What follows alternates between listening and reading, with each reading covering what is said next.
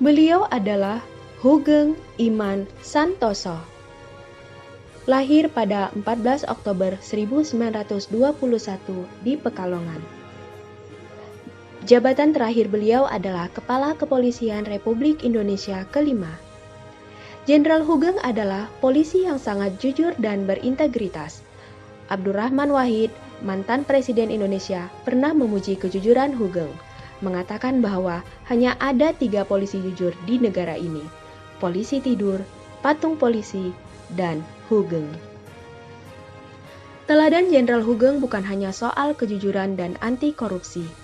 Hoegeng juga sangat peduli pada masyarakat dan anak buahnya.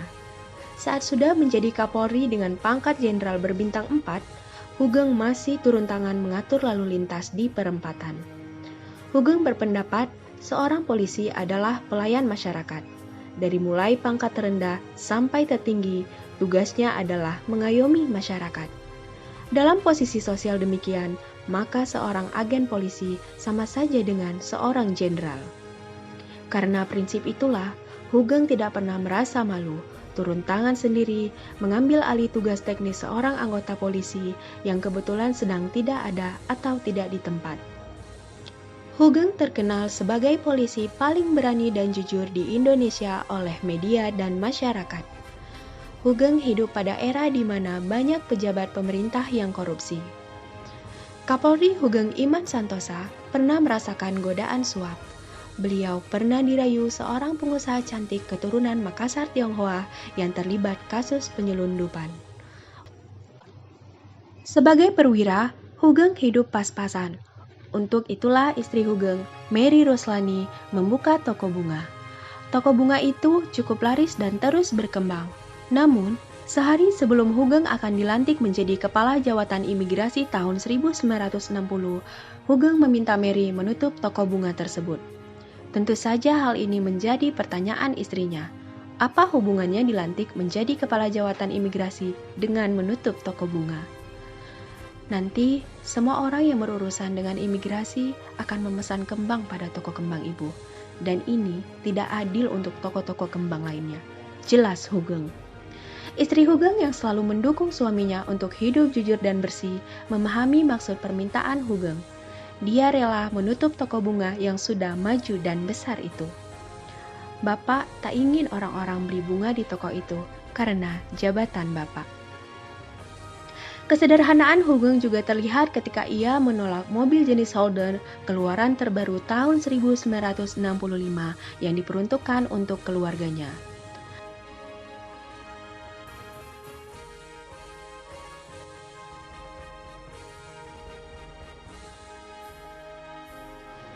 Lahir pada 17 Juli 1908, ketokohan dan keteladanan Muhammad Natsir telah menginspirasi jutaan orang.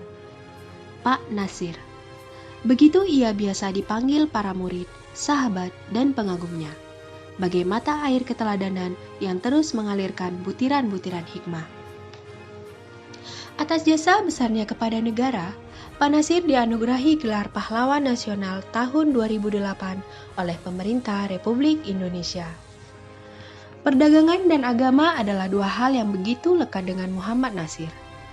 Berkali-kali dia tinggal bersama saudagar dan tak henti menuntut ilmu agama Islam.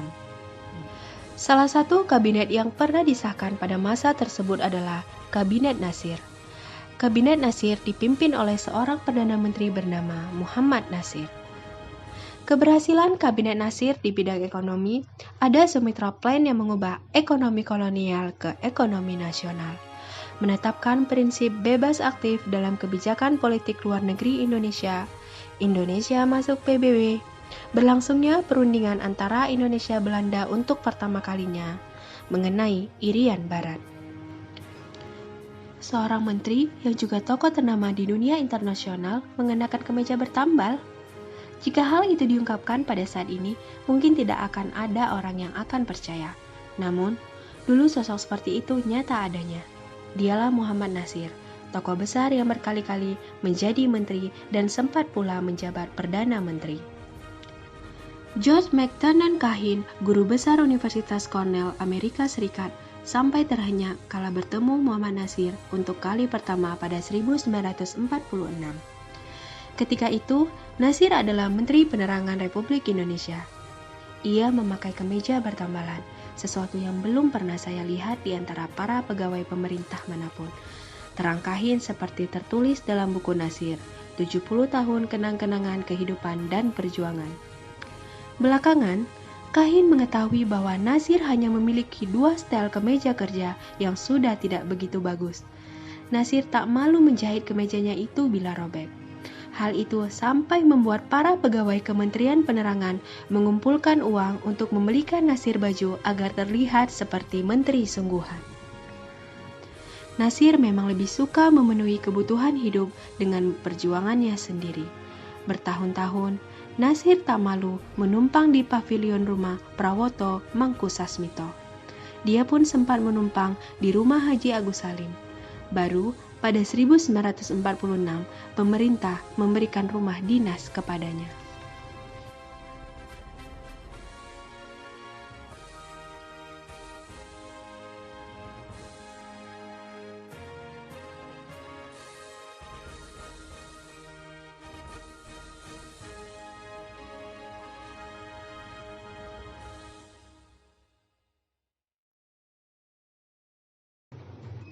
Sri Mulyani Indrawati, Sarjana Ekonomi, Master of Science, Doctor of Philosophy, adalah Menteri Keuangan Republik Indonesia saat ini. Sri Mulyani adalah orang Indonesia pertama yang menjabat sebagai Direktur Pelaksana Bank Dunia. Ada quotes dari beliau. Untuk saya, definisi keberhasilan dan juga kemenangan ada 3, yakni selama saya berpegang teguh pada kejujuran dan tak mengkhianati kebenaran. Selama saya tidak melakukan pengingkaran terhadap hati nurani saya, dan selama saya bisa menjaga martabat serta harga diri saya dengan baik. Sri Mulyani ditunjuk untuk menjadi Menteri Keuangan pada tahun 2005 oleh Presiden Susilo Bambang Yudhoyono. Salah satu kebijakan pertamanya sebagai Menteri Keuangan ialah memecat petugas korup di lingkungan Departemen Keuangan. Ia berhasil meminimalisir korupsi dan memprakarsai reformasi dalam sistem pajak dan keuangan Indonesia, dan mendapat reputasi sebagai menteri yang berintegritas. Pencapaian dan prestasi beliau sangat mengesankan dan membanggakan Indonesia. Pada tahun 2010, Sri Mulyani ditunjuk menjadi salah satu dari 3 direktur pelaksana Bank Dunia. Di tahun 2008, Sri Mulyani disebut majalah Forbes sebagai wanita paling berpengaruh ke-23 di dunia. Tahun 2007 dan 2008, majalah Emerging Markets memilih Sri Mulyani sebagai Asia's Finance Minister of the Year. Kemudian, menjadi Menteri Keuangan terbaik se-Asia 2017 oleh majalah Finance Asia.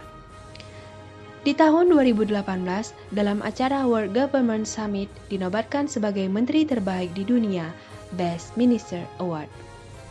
Dampak penerapan nilai-nilai berakhlak.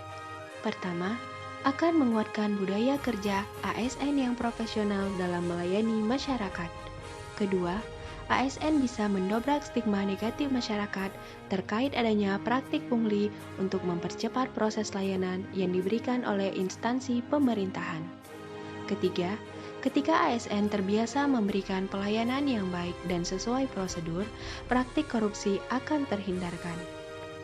Keempat, bertanggung jawab dalam menggunakan sumber daya yang diamanahkan oleh publik. Kelima, memiliki kompetensi dalam menangani isu dan masalah bangsa. Keenam, menjadi simbol kesatuan dan persatuan bangsa, loyal terhadap negara Indonesia. Ketujuh, selalu belajar dan mengembangkan kapabilitas diri. Dan yang terakhir, berdedikasi dan mengutamakan kepentingan bangsa dan negara.